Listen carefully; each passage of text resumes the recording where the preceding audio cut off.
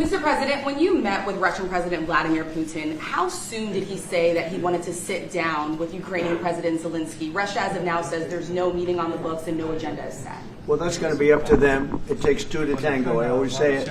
And they should meet, I think, before I have a meeting and probably close the deal. But I think it's appropriate they meet. They do not exactly get along well, as you can understand. And I'm sure it's a meeting that perhaps he didn't like. But he wasn't happy about coming to the United States either. That was a big concession, and I appreciate the fact that he did. I've always had a very good relationship, despite a fake Russia haunt that we had. But we've always had a great relationship, very good relationship, strong relationship with Russia. That's a good thing, not a bad thing, by the way. That's a very good thing. And it's good to get along with Kim Jong-un, and it's good to get along with everybody, including President Lee. It's good to get along, and I get along with the foreign leaders. You see that with the biggest group of foreign leaders that we've ever had. Don't forget the European Union was here also representing a large group of countries just recently. So I believe that we're going to get that war straightened out. We're going to get it done. I don't know that they'll meet. Maybe they will. Maybe they won't. They'd like me to be at the meeting. I said, you guys ought to work it out. It's between you. It's not us.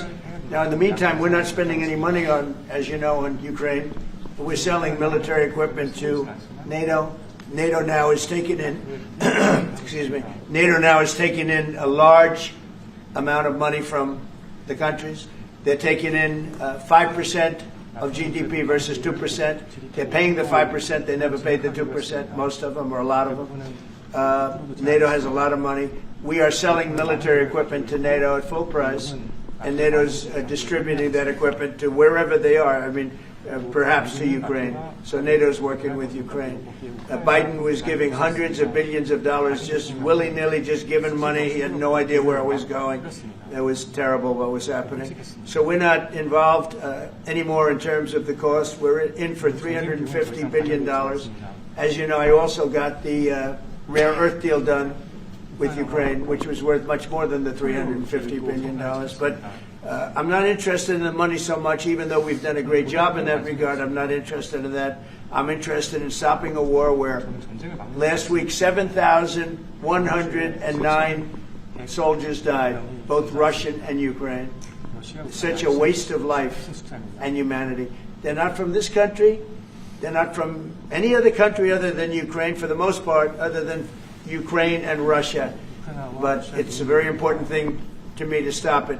I stopped 7 wars that were raging, one for 31 years, the Congo, and as you know, Rwanda, one for 35 years. I don't have to go into them. You know the list better than I do. But we stopped a lot of wars, including, you think about it, India and Pakistan, which was probably 2 weeks away from being a nuclear war. They were shooting down airplanes all over the place. So I'm very proud of that. I thought this would be, in many ways, the easiest way. I have a very good relationship with Putin. I thought it would be the easiest one to stop, and it's really not. It's very complex. It's very personal from their standpoint. There's tremendous dislike personally between the two men, and we're going to have to straighten that out. But I would like to see them meet first. They'd like me to be there. I may be there. I may not. I'll see. But I wanted them to work out their differences first, because it is ultimately between them. And when that happens, I think we'll get an end. Mr. President, maybe they meet, maybe they don't. How long are you willing to let this play out? And if they don't meet, will there be consequences, and how soon for Russia? Yeah, there could be very big consequences, but we'll see what happens. There might be very big consequences, because this is something that has to end. This war would have never taken place, and for 4 years it didn't take place. But if I were president, this war would have never taken place. There has not been a war like this since the Second World War. This is the biggest thing that's happened in terms of warfare, wars.